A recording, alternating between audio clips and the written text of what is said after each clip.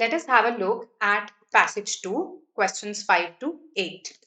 Okay, so here this is an easy passage. The language is also pretty simple. It talks about hammers and basically a hammer museum. So it begins by talking about how we imagine a particular kind of hammer, but then we have this museum in Haines, Alaska, which has 2,500 hammers with another 8,000 in storage, which are of various types. So then we describe this museum, that what it houses, right? We describe some types of hammers here.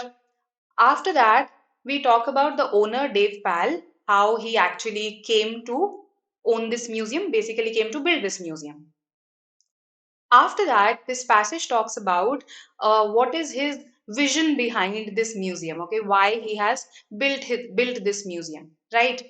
And how it talks about, not, it doesn't just show you hammers, it rather also teaches you how to use them, okay, what use they are intended for.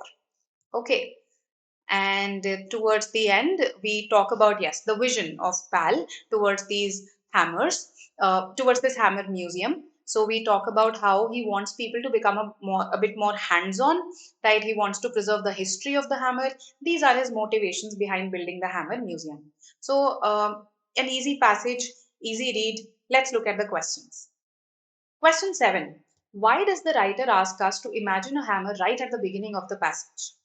Before we read the options, or let's read the options first, to foreshadow the theme of this passage, that is a hammer museum. Well, the passage does talk about a hammer museum, so we'll check if this is true or not. To indicate that he is going to tell us something disquieting in the passage, something that makes you restless, at unease. Has something uneasy been discussed in the passage? So I don't think this is the answer. It's a very questionable option, that one. C. To introduce this topic by making us think of a familiar object. So, is this the intention? It could be the intention, right? Because we talk about a hammer museum and various kinds of hammers later on. So, we'll see. To point towards the unexpected range of the hammers in Pal's museum. Okay, now let's read.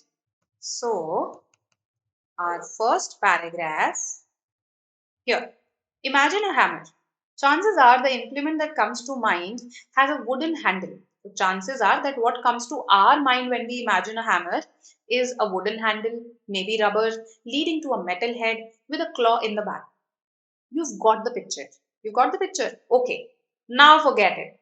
So the author asks us to imagine something only to forget it. Why does the author want us to forget it? Because he wants to highlight that the kind of hammers that you will find here, they defy common knowledge. They defy this common picture that we have of a hammer.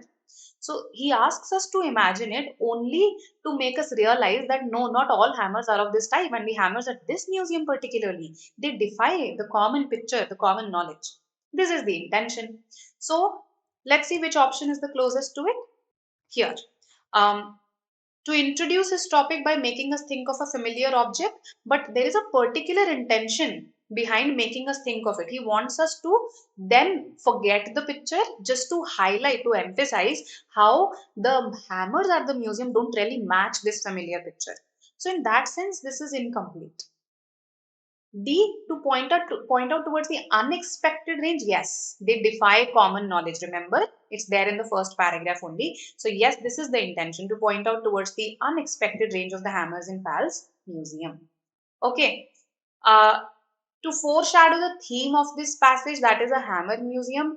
This, while the passage does talk about a hammer museum, this is not the intention behind the image that the author asks us to create. Okay, the way the author asks us to imagine a hammer, this is not the intention behind that. Okay, even though the theme of the passage is a hammer museum. So while it is true in itself, it's not addressing the question, and that is why it is eliminated. D, Delhi is our answer, pretty close to what the first paragraph details.